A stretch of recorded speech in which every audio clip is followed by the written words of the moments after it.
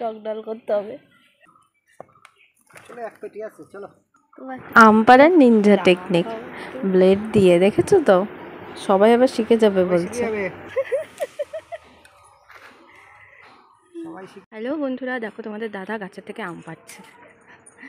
এই কাঁচা আমগুলো পেড়ে জাগ দিয়ে পাকাবে, তাই এই দুপুরবেলা গাছে উঠে পড়েছে।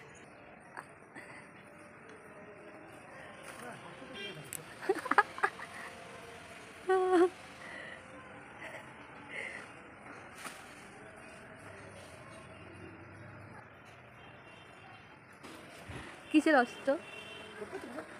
না, ব্যাগের সাথে বেঁধে তাই টান দিচ্ছে, দেখি তাহলে কি রে? এর ওটা কি? ব্লেড দিয়ে ব্লেড দিয়ে বাঁধিয়ে কি অবস্থা। এবার এই আম গাছটাতে প্রচুর পরিমাণে আম হয়েছে, আর কিছুটা কাঁচা আর কিছুটা পাকা পাকা হয়ে গেছে। তার জন্য অনেকগুলোই আম পেড়ে নিয়েছে, প্রায় 5-6 কেজির মতো আম পাড়া হয়ে গেছে। সেগুলোকে জাকিয়ে মানে পাকাবে রেখে দিয়ে। দেখো ফেটে গেছে পড়ে গিয়ে।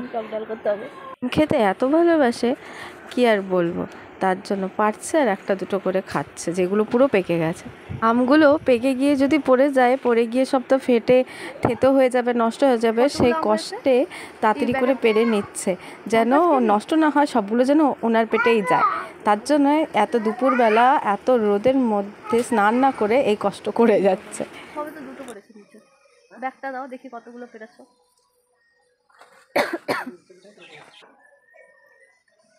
আবার কালকে পেরো।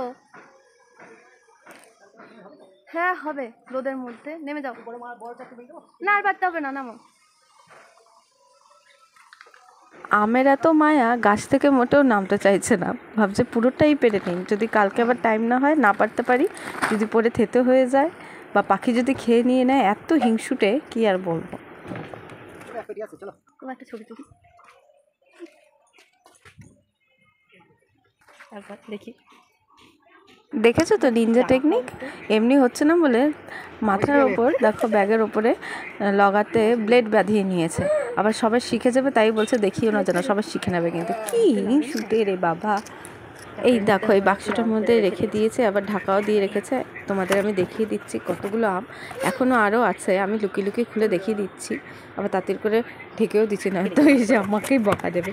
সো ভিডিওটা কেমন লাগলো, তোমরা কারা কারা আম পাগল আছো একটুখানি আমাকে কমেন্ট করে জানিয়ে তো। কারা কারা এরকম আম খেতে ভালোবাসো, তাই আগে থেকেই সব বুক করে রেখে দিচ্ছ যেন কেউ না ধরতে পারে।